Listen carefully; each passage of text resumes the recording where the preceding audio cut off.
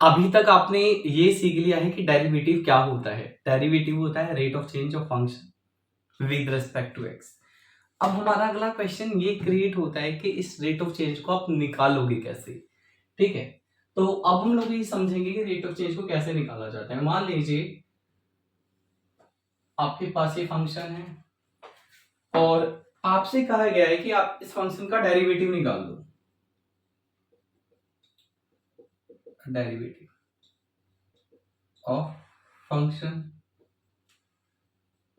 With respect to x, मतलब d by d x. तो basically हम आपसे कह रहे हैं कि आपको क्या निकालना है, rate of change in function with respect to x, ये आपका डेरिवेटिव होता है। तो इसको निकालने का क्या होता है, एक प्रोसेस होता है। आप फंक्शन लोगे, फंक्शन में कुछ प्रोसेस फॉलो करोगे और उस प्रोसेस को फॉलो करके आपको क्या मिल जाएगा, आपको डेरिवेटिव मिल जाएगा। क्वेश्चन ये क्रिएट होता है कि वो प्रोसेस क्या है। तो आपका ये जो प्रोसेस है फंक्शन से डेरिवेटिव को फाइंड आउट करने का, इस प्रोसेस को हम लोग बोलते हैं डिफरेंशिएशन। मैंने 11th-12th पास कर चुके कई स्टूडेंट से पूछा, इवन कई ऐसे भी स्टूडेंट्स हैं जिन्होंने ग्रेजुएशन भी कर ली है और ग्रेजुएशन में मैथ भी पढ़ा है। मैंने उनसे पूछा कि आप मुझे बताओ डेरिवेटिव और डिफरेंशिएशन के बीच का डिफरेंस क्या होता है।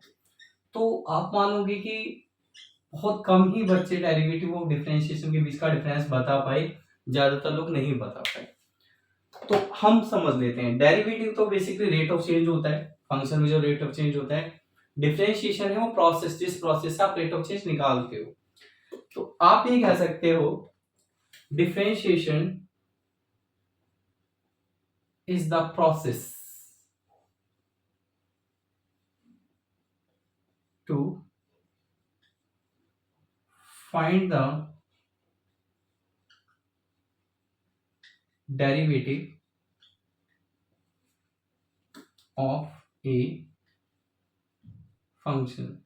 तो अगर आप किसी फंक्शन का डेरिवेटिव निकालते हो, डेरिवेटिव को निकालने का जो प्रोसेस है हमारे पास, उस प्रोसेस को हम लोग क्या बोलते हैं, डिफरेंशिएशन।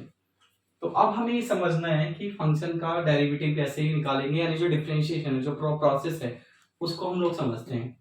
इस प्रोसेस को हम दो तरीके से समझ सकते हैं। कितने तरीके से, दो तरीके से।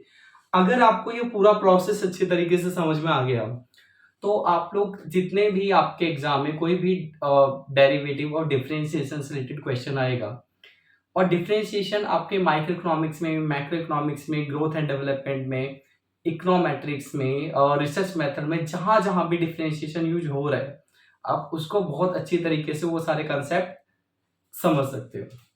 ठीक है, मैं ये थोड़ा रीच कर लेता हूँ, उसके बाद हम लोग समझते हैं कि जो प्रोसेस है डिफरेंशिएशन वो क्या है।